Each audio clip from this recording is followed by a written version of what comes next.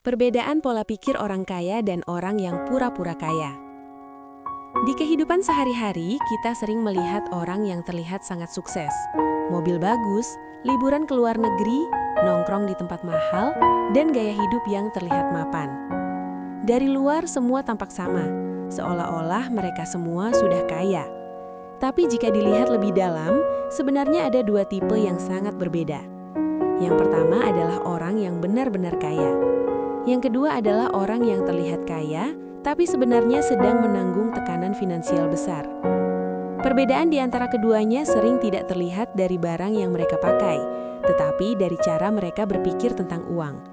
Sebelum kita lanjut lebih dalam, jangan lupa subscribe channel seputar data supaya kamu tidak ketinggalan pembahasan ekonomi, keuangan, dan realitas kelas menengah yang dibahas dengan data dan logika. Perbedaan pertama adalah cara mereka memandang uang. Bagi orang kaya, uang adalah alat untuk menciptakan lebih banyak uang. Mereka selalu berpikir bagaimana uang yang dimiliki bisa bekerja. Karena itu, mereka lebih sering membeli aset yang menghasilkan pendapatan. Misalnya bisnis, saham, properti produktif, atau investasi lain.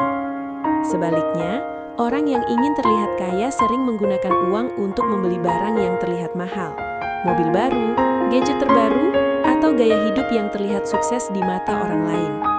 Bagi mereka, uang digunakan untuk menunjukkan status. Akibatnya, dari luar terlihat makmur, tapi di dalam, keuangan sering tidak stabil. Perbedaan kedua adalah cara melihat waktu. Orang kaya biasanya sangat sabar dalam membangun kekayaan. Mereka tahu bahwa kekayaan jarang terbentuk dalam waktu singkat. Karena itu, mereka berani menunda kesenangan. Misalnya, mereka memilih menambah investasi daripada mengganti mobil. Mereka memilih mengembangkan usaha daripada menaikkan gaya hidup terlalu cepat. Sementara orang yang pura-pura kaya cenderung mengejar kepuasan instan. Yang penting terlihat berhasil sekarang, walaupun harus dibayar dengan cicilan panjang atau tekanan finansial di masa depan.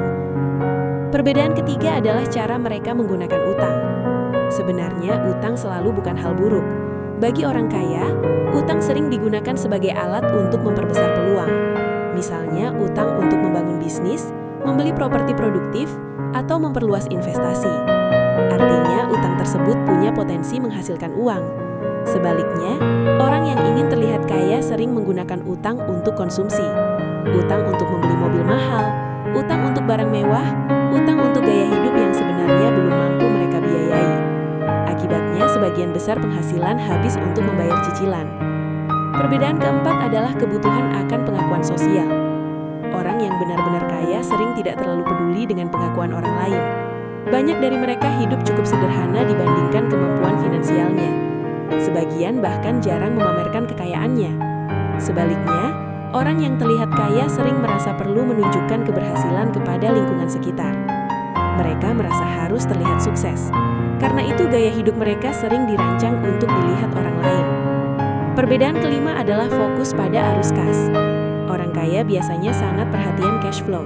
Mereka tahu bahwa kekayaan bukan hanya soal nilai aset, tetapi juga kemampuan menghasilkan pendapatan secara konsisten. Karena itu, mereka berusaha memiliki berbagai sumber penghasilan.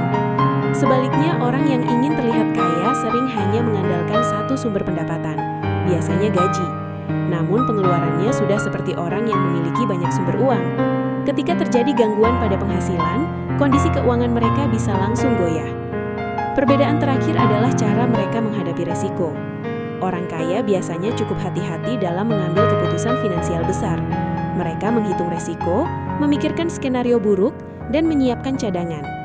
Sebaliknya, orang yang ingin terlihat kaya sering mengambil keputusan finansial berdasarkan emosi. Selama terlihat bagus di luar, keputusan itu dianggap layak diambil. Padahal resiko jangka panjangnya sering tidak dipikirkan secara matang. Perbedaan terakhir adalah tujuan hidup. Bagi orang kaya, biasanya tujuan utama adalah kebebasan finansial. Mereka ingin memiliki cukup aset dan pendapatan sehingga tidak selalu bergantung pada pekerjaan aktif. Artinya suatu saat mereka bisa memilih bekerja atau tidak. Sementara orang yang ingin terlihat kaya sering terjebak dalam siklus gaya hidup. Penghasilan naik, gaya hidup ikut naik. Gaji bertambah, cicilan juga bertambah. Akibatnya mereka terus bekerja keras hanya untuk mempertahankan gaya hidup yang terlihat sukses. Padahal kekayaan yang sebenarnya belum terbentuk. Dari semua perbedaan ini, kita bisa melihat bahwa kekayaan bukan hanya soal jumlah uang.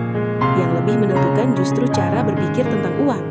Orang yang benar-benar kaya biasanya membangun kekayaan secara perlahan, disiplin dan seringkali tidak terlalu terlihat.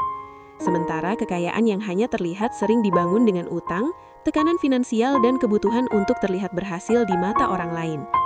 Memahami pola pikir ini penting, terutama bagi kelas menengah yang sering berada di persimpangan antara membangun kekayaan atau hanya mengejar gaya hidup. Kalau kamu ingin memahami lebih banyak tentang ekonomi, keuangan, dan realitas kelas menengah dengan cara yang lebih rasional dan berbasis data, jangan lupa like, subscribe, dan aktifkan notifikasi channel seputar data. Tulis di komentar, menurut kamu lebih sulit mana? Menjadi kaya atau mempertahankan gaya hidup agar terlihat kaya? Kita bahas fenomena ekonomi menarik lainnya di konten berikutnya.